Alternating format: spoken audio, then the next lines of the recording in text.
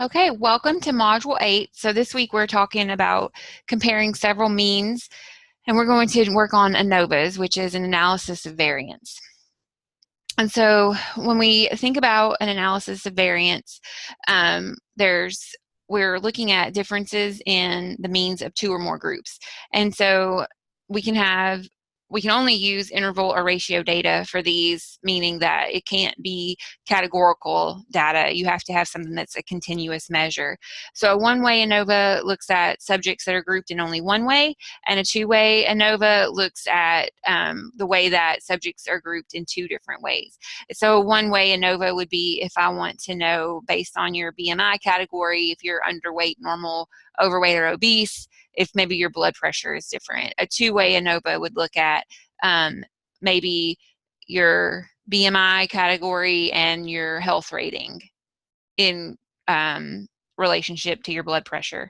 And so the one-way ANOVA is a little bit more simple to calculate. So in previous chapters, we've looked at the regression model where you had to look at the ANOVA test or the F test. So the F test is is an omnibus test, and the ANOVA is a special case of the linear model. And so with regression, you're looking at your F test to see if it's significant or not, and then you go and you look at your coefficients to see the direction and the strength. Well, with ANOVA, you look at your omnibus test to see if it's significant, and then you have to do post-hoc tests to see where the differences are. So your one-way ANOVA is you have your response variable, and that's the one that you're comparing. Your factor variable is a categorical variable that is being used to define the groups. And so, for example, if I was looking at school districts in Arkansas and I wanted to look at the difference between see if their test scores in 2017 were significantly different, then I could categorize them into instead of looking at every different district, I could look at the size of the district. So like category 1 would be schools that have 0 to 200 students. And then category 2 would be 201 students to 400 students. And so I can define my groups categorically however I want to and use as many groups as I want with my one-way ANOVA. It's one way because each value is classified in exactly one way. So when I want to look at means, like we've learned in the last module before spring break, we can just use a t-test. But the problem with the t-test is that there's some limitations because you can only compare two means. And so if I want to compare more than two groups, then I can't do that with a t-test. I can only do that with something more advanced, like a general linear model, a GLM, which an ANOVA is a GLM. So an ANOVA compares several means. It's when you have manipulated more than one of your independent variables, and it's an extension of the general linear model. So we talked about this before when we did t-tests. You can't just use multiple t-tests, and some of you included that as one of your limitations in your module write-up for the previous module because I was asking you to conduct multiple t-tests. It's multiple t-tests on the same variable. So like if I was looking at BMI category and blood pressure and I did a t-test to see if there was a difference between underweight and normal, and then I'd have to do another one to do underweight and overweight, underweight and obese. And then I would have to do a t-test for normal weight and overweight and normal weight and obese. So instead of doing one t-test or one ANOVA, I'd end up doing 4, 7, 10 different t-tests. And every time I do a t-test, there's a chance that I'm going to make a type 1 error that's about 5%. So every time I do another t-test, I'm going to increase my chance of making a mistake or having an error. And they're unacceptable errors because our ANOVA controls for that. Our ANOVA controls for that type 1 error. And so that's what we need to be using when we have multiple means. So for the ANOVA, our null hypothesis is always that the means are all equal. And so the alternative hypothesis is that one of the means is different. Now, remember that your ANOVA is an F test, which is an omnibus test. And so it's not going to tell you where the difference is. It's just going to tell you that there is a difference. And so it's like the Sesame Street game where you see that all of these things are kind of the same, but one thing is not like the other. So they don't all have to be different. Just one of them has to be different. And so if you have 5 different categories, maybe only one category is different from the other 4, or maybe one category is only different from one other category. it doesn't, the F-test isn't going to tell you that. That's where your post-hoc tests have to come in. So an example would be if you have a classroom and you divide into 3 rows, the front, the middle, and the back, and then I notice that, or the instructor notices that the students that are far away are more likely to miss class and not pay attention or be using other whatevers during class. So what I want to know then as the instructor is that if those students that sit in the middle or the back do worse on the exams than the ones that sit in the front. So with the ANOVA, it doesn't mean that one mean is less than another. It just means that you're looking for something different. You're only with your F-test, you're only looking at whether all of your means are equal or at least one can be different. And so you took your random sample of the students in each row, and the score for the students on the exam was recorded, and those are your scores that you see. And then you put in your summary stats. So your sample size, you had 7 students in the front, 9 in the middle, 8 in the back. The mean on the test in the front was 75, in the middle it was 67, in the back is 53. So just looking at that, we can tell that the people that are sitting in the front are going to, on average, get a higher score on their test. It doesn't tell us, though, if it's a significant difference or if it's going to happen regularly. And we also have to take our standard deviation and our variance into account, because if our standard deviation, you can see the standard deviation is higher on the higher mean. And so that might have something to do with it. So if you take 75.71 and subtract that from, or subtract 17.63 from that, I'm sorry, then you're going to get a score of a 57. And so, you know, if you get a 57 on this because the standard deviation is 17, the lowest score then would be a 57. So, and then you add the standard deviation to this, it's going to be higher than 57. It would be 61. So there's going to be overlap if you're at the top and the bottom of your categories. And so that could affect the difference testing. So with a one-way ANOVA, there is always going to be some variation in the data, and that's called total variation. And so total variation is denoted as SST, and that's the total variation for the sum of squares. And the sum of squares is also another name for variation. Variation is the sum of squares of the deviations between a value and the mean of the value.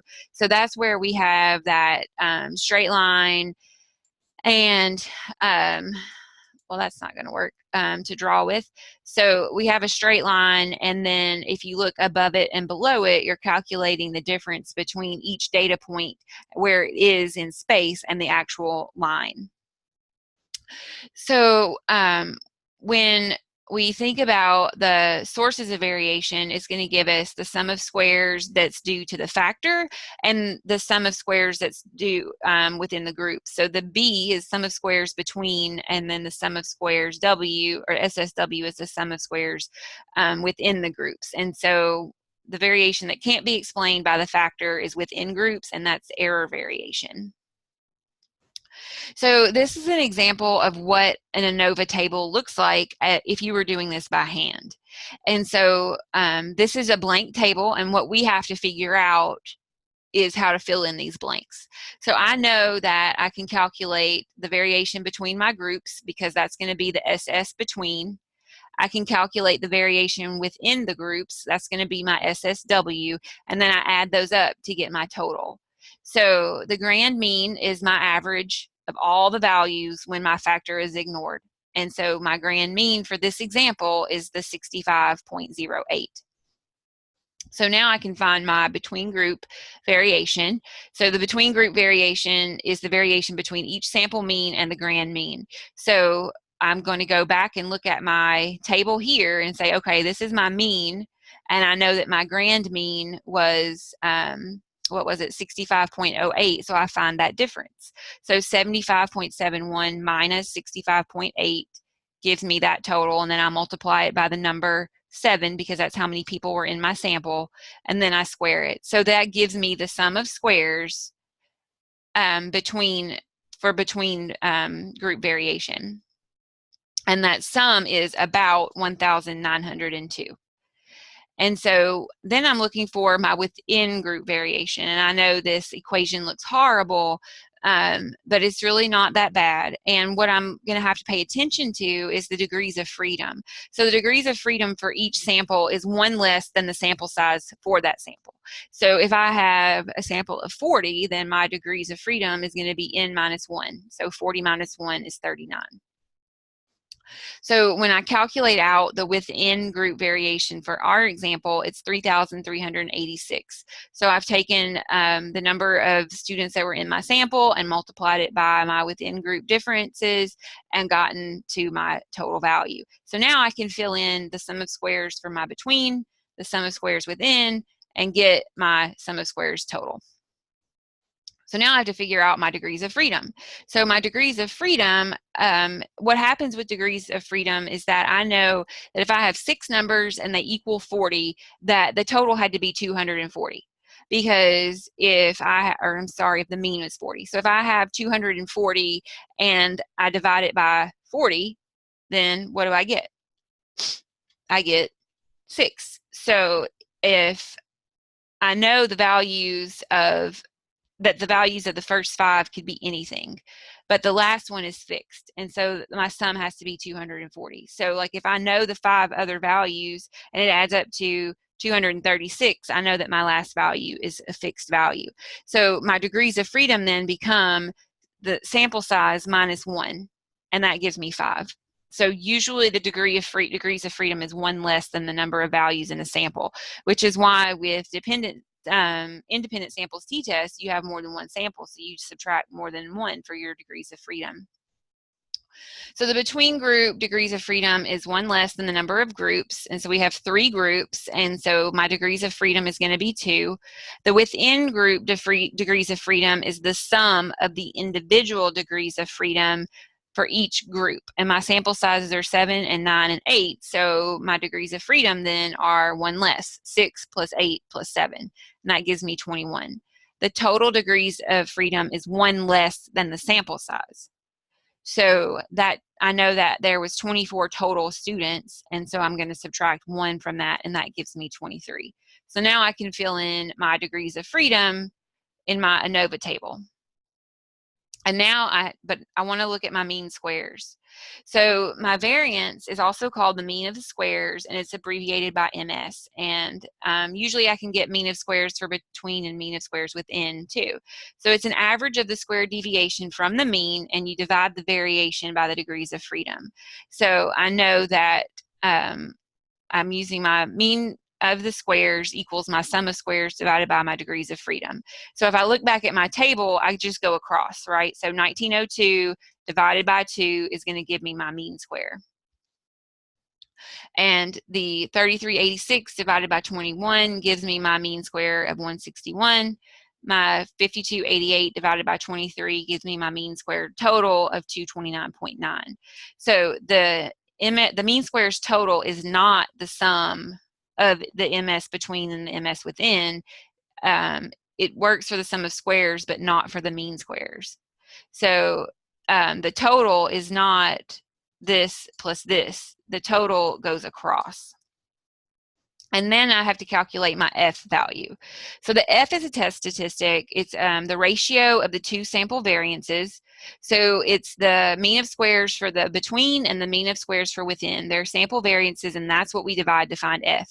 So my F value equals mean of squares of B divided by mean of squares of W. So for our data, for example, I'm going to use my mean of squares B divided by my mean of squares W and get my F value, which is 5.9. So an F test is a right tail test, and I need to look for my p-value to the right of the test statistic. So what I'm going to do is go to my fancy F-test charts that are found in the back of textbooks, and they have entire books that are just for that, similar to the t-test. And I'm going to find out the p-value for an F that has the 2 and the 21 for its degrees of freedom, where my F value equals or is greater than 5.9. So what I find is that my p-value is 0.009. So that's significant because it's less than 0.05. So now I can fill in this table with the 0.05. So the whole purpose of me going through this table box by box is to show you if you were calculating ANOVA by hand, it's really not that difficult. You're using all of these sum of squares and means of squares to you're using variance to calculate an F value. And then your F value is lined up with the degrees of freedom so that you can find your P value. So we would reject the null hypothesis, and that means our null hypothesis said that all of the values were equal. We know that at least one row has a different mean, but we don't know which row that was. So we can look at, like, well, let's scroll way back up here to our original table, and we can see that the means are different. But we don't know which one is significantly different from the other. 75 minus 67, okay, what is that? 8 maybe? 7 point something, and then 67 minus 53. So we can't really tell just by looking at it where the significant difference is going to be. So that becomes a problem because we need to figure out which one is different. So our ANOVA doesn't tell us that. We have to look at post hoc tests. So let's just stop for a minute and think about the between groups variability. So between groups variability, what does that mean?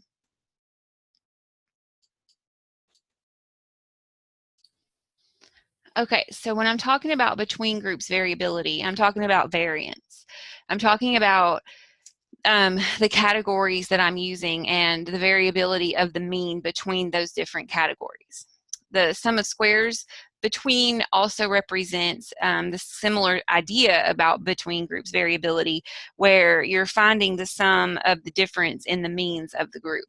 And then the mean squares is where you find the variance, and it's the sum of squares divided by the degrees of freedom. And then your F ratio is the ratio of your variances, where you're looking for an omnibus test to tell you which one, if any of them, are different to reject your null hypothesis. So ANOVA tells us that it's an omnibus test. It's a difference for overall group differences. It tells us that groups have different means, but it doesn't tell us where the differences are. We have to go further. The F value is just like in a regression. It tells you if there's a significance or not, but it doesn't tell you exactly where it is. So with an ANOVA, you have some assumptions. You assume that data are randomly sampled, that the variances are assumed equal, and that residuals are normally distributed. So before you do an ANOVA, you have to do, just like every other time we do statistical analysis, you have to look for your assumptions. You have to test your assumptions. You have to test for homogeneity of variance of the variables. You have to test for independence of observations and normal distributions, which is skewness and kurtosis.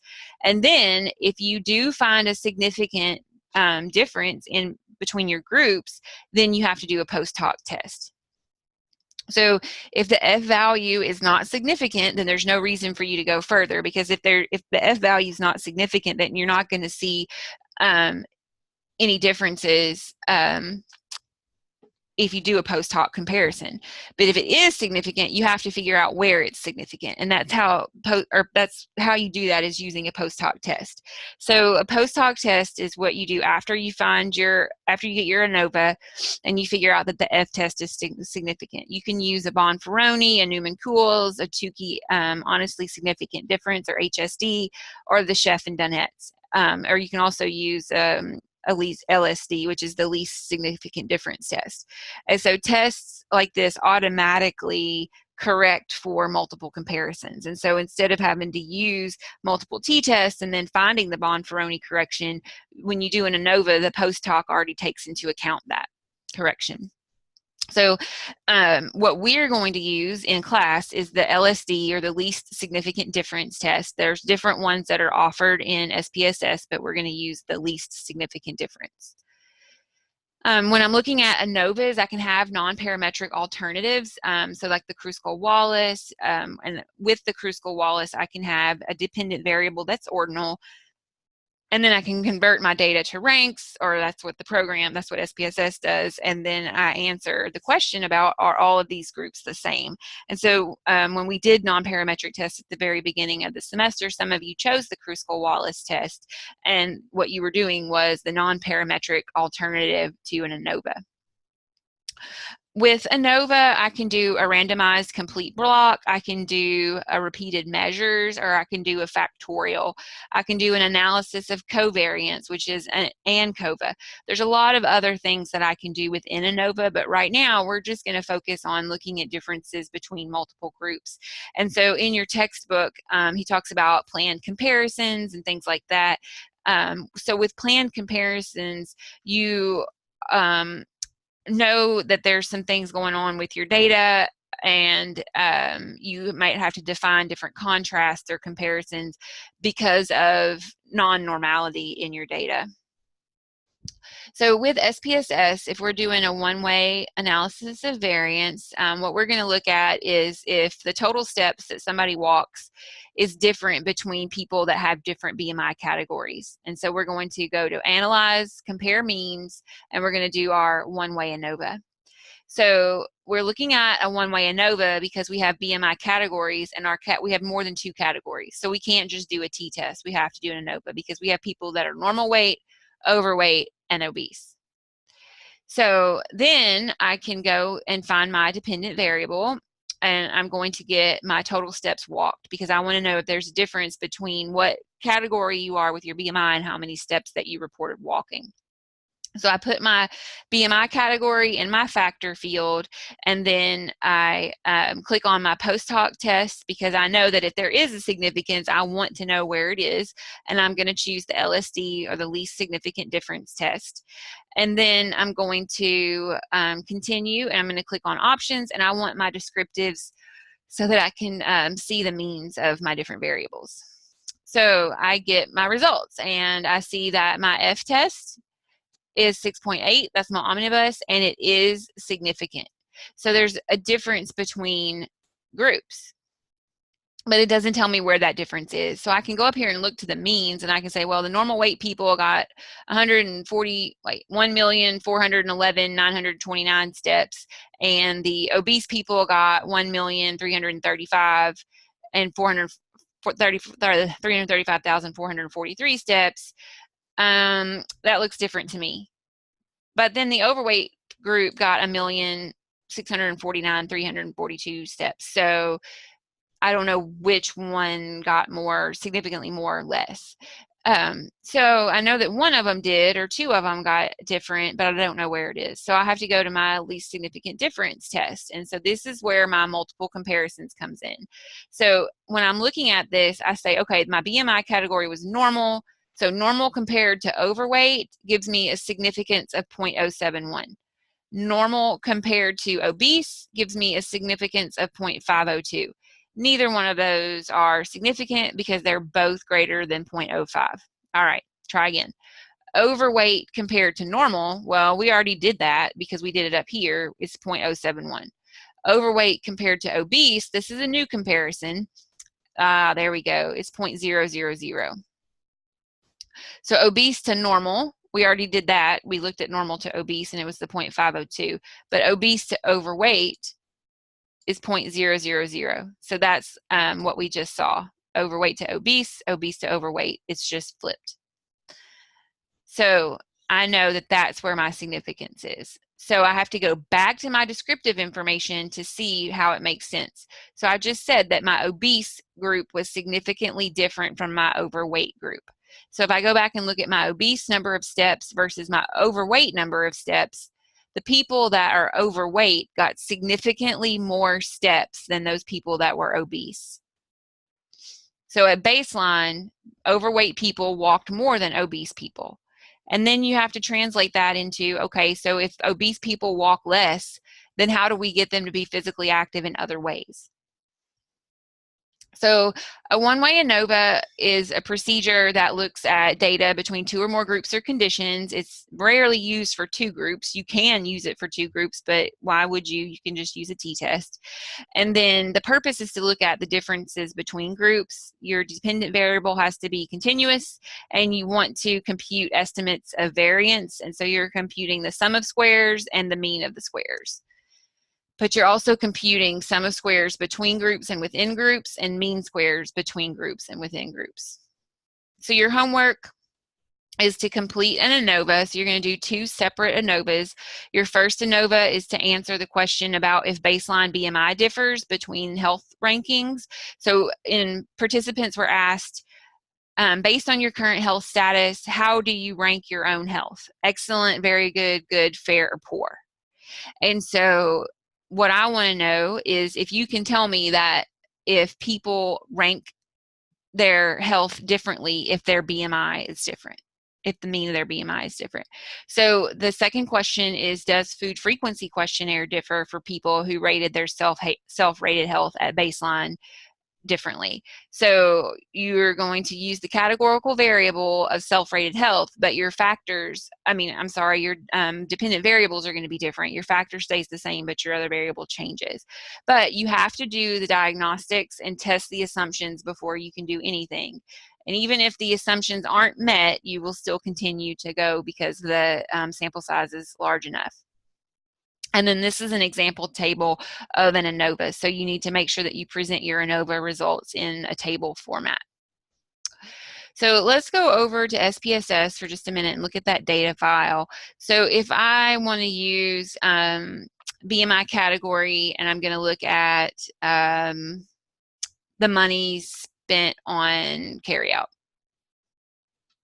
So I would go to Analyze, and I'm going to compare means because I want to do a one-way ANOVA. So I'm going to do my one-way ANOVA. And my dependent list is going to be money spent on carryout, and I want my factor to be the BMI category. The reason why you have to use BMI category instead of just the BMI is because BMI is a continuous variable here, and you'll break the ANOVA if you put in a continuous variable in your factor, because it's not a factor, it's continuous. And the reason why we're not using BMI improvement is because it was a 0 or a 1. So if I wanted to use that variable, I would just do a t-test.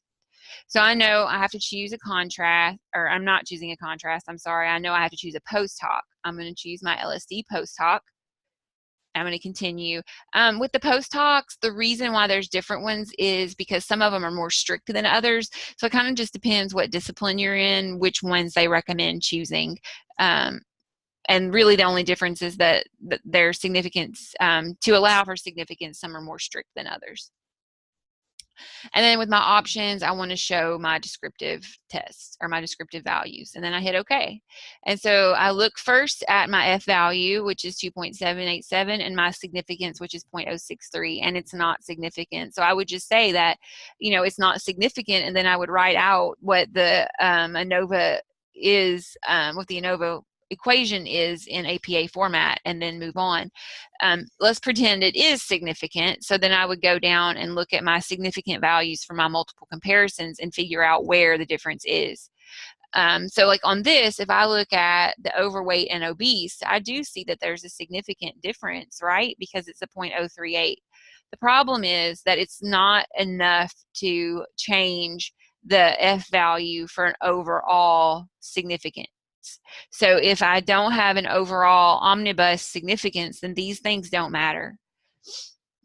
The 0.915, so the relationship between normal and overweight, looks like it's probably entirely too close to gauge that there's a difference. And so what we can do is go up here and look at our statistics, and what we see is that, first of all, the sample sizes are super unequal, and while ANOVA is robust for that, there's still a pretty large difference between 26 and 190, so that's going to cause a big problem.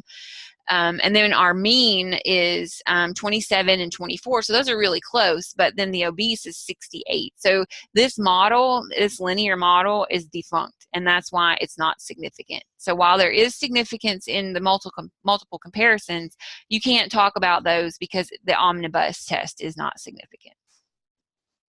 So this week, you have your ANOVA assignment and a quiz. And then, well, actually, this is a 2-week module, and so you'll turn this in. If you have any questions or anything, please reach out to me. I'll be happy to talk through this or go over it again, suggest other resources, anything you need. Make sure that you let me know.